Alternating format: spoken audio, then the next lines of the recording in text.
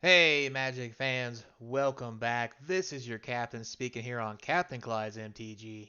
And you know what? Last video got some pretty good views on it.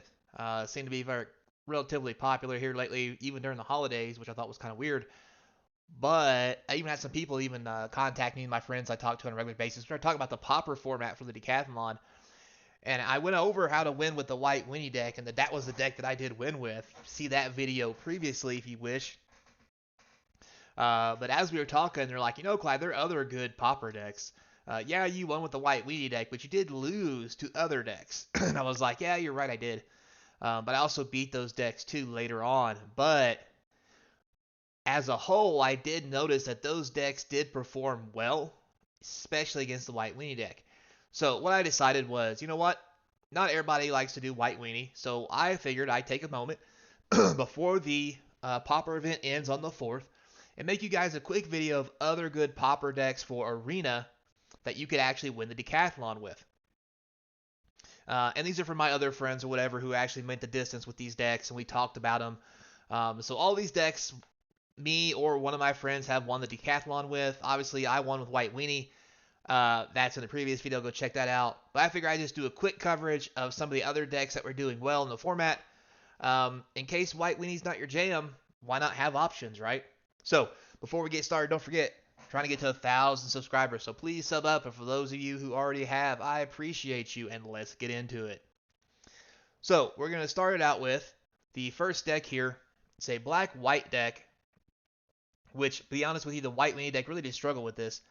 As you can see here, there are 4 Spirited Companion, obviously a great card.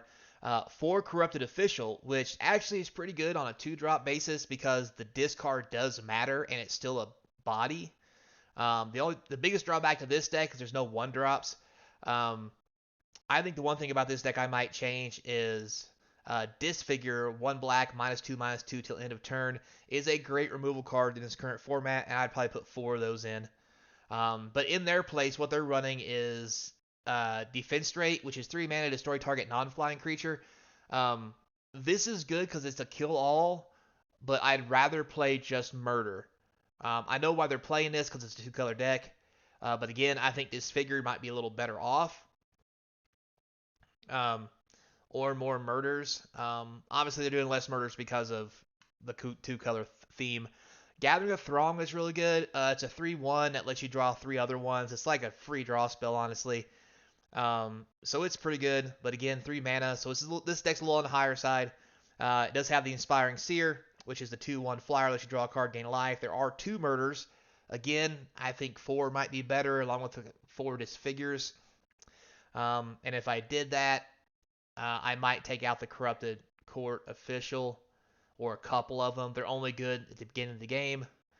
It might not even be that good because late game they're just a 1 for 2 mana, which I don't know is even good enough in this format when it's really heavy creature. You might be just better off not running these, running 4 disfigures, take out 2 of these for 2 more murders, or whatever you choose. Anyway, so obviously the Priest of the Ancient Lore, you can see a lot of the White Weenie influence here.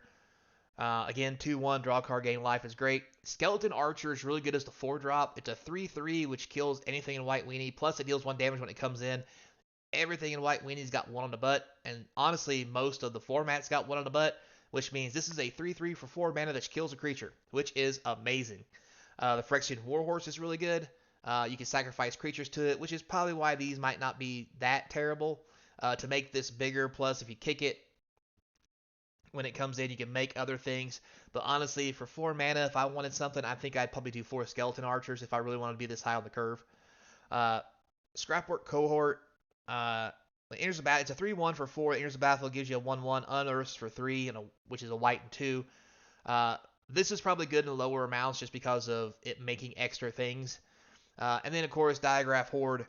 5 mana for a 3/4 isn't great, but 2 black zombie creature tokens with a K could be. Not a lot in graveyards to exile per se, but it's okay on the high end. However, I really think I would probably take this out as a 5-drop. Maybe play some more of these 4-drops, more Skeleton Archers. That's my personal opinion, but this is how the deck's currently set up. So take it for what you will. I do know this part of the deck is really hard to deal with.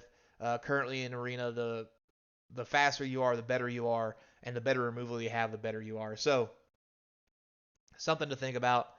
As far as land setup goes, it's honestly pretty simple. You got your 24 land. You have your scoured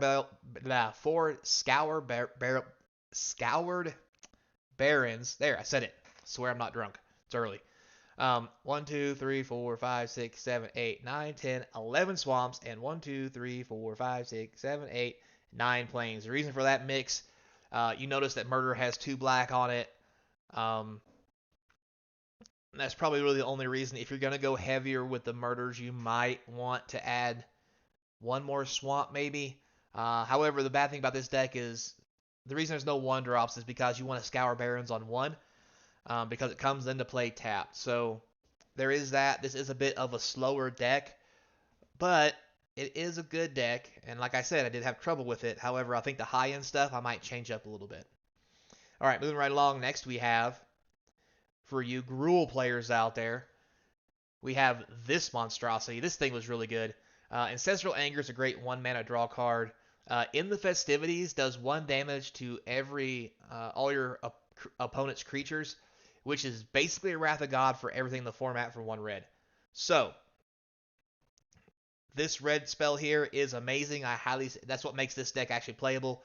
The Massive Might and Giant Growth are okay. I almost would rather play Safekeepings to gain life and stuff doesn't die and just chump block. The Festival Crasher is really good because it's a 1/3. It blocks all the small stuff with 1 on the butt and doesn't die. Reckless Impulse is your draw. Antagonize for the quick kills. It's 4+4+3. The Amplifier doesn't have anything to kick, but it does get bigger and it's a 1/3. So again, this is more of a I'm gonna stand my ground to kill you kind of deck. Dwarven Forge Channeler, much of the same. Gaia's Gift does give indestructible +1/+1, so forth. I almost think Safekeeping might be a little better. Again, these aren't decks I personally play, so this is just my insight. 3 Jewel Thieves, I almost think this might be a better as a 4 of.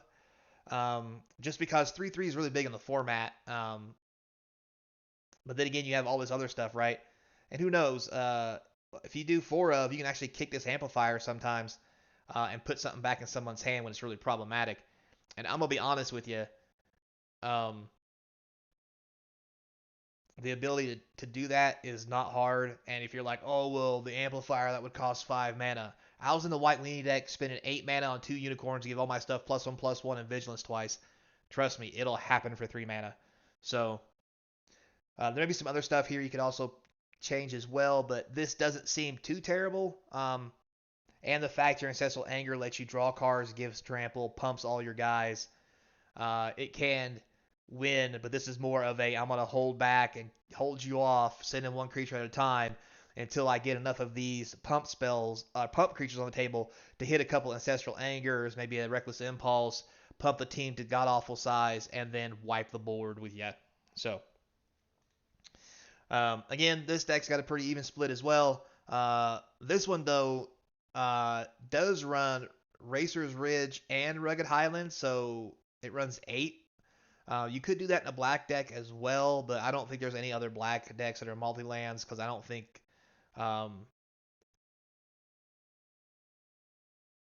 New Capenna had a deck that was a black-white card. And then again, you get 6 forests, you get your 6 mountains, pretty much an even split across the board. All right, so we'll wrap it up with one last deck for you blue players out there. I know you're out there. Pretty simple. You get your 4 unsummons to keep stuff off the battlefield, which is okay. Lantern Bearers, 1/1 flyer.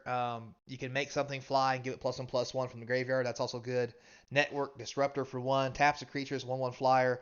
Not the greatest, but the whole point of that, there's a lot of ninjutsu in here. Make Disappear. Good counterspell. Sometimes it's just a removal spell if you catch your opponent sleeping.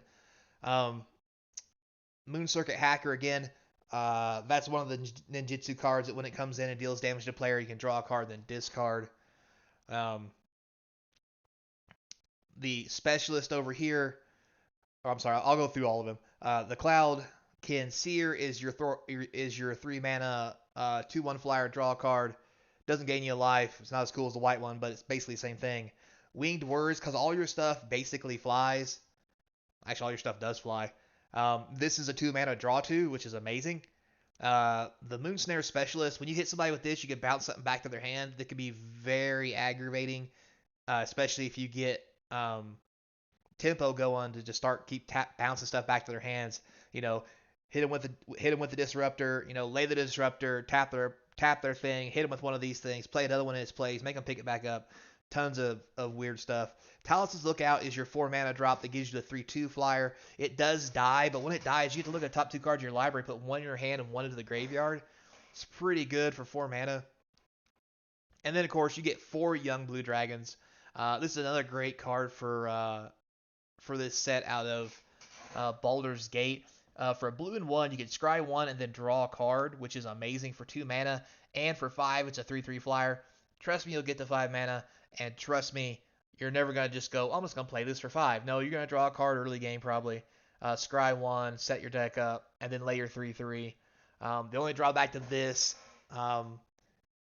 is it can die to some things, but as long as nothing gets pumped, this is probably going to be the biggest thing on the field, and you're going to be able to just hold back all the stuff in the air. So, with that said, guys, and yeah, of course, you're going to have, you have lands, 22 islands. There's nothing else here, just islands. So, with all that said, guys, thanks a lot for watching. I do appreciate it. I hope this helps you out during your Decathlon run today and or tomorrow if you decide to make a couple of them. These are the things to look for. Now, I'm not going to say there's not other decks. There were some pretty wild fringe decks I've seen out there. But hey, that's what it's about, right? So, hope this helps. I do appreciate you guys watching. Links in the description to the eBay store, the Patreon to help support the channel. My email's in there if you want to say hey. And as always, till next time, be kind. And hope to see you across from the game table.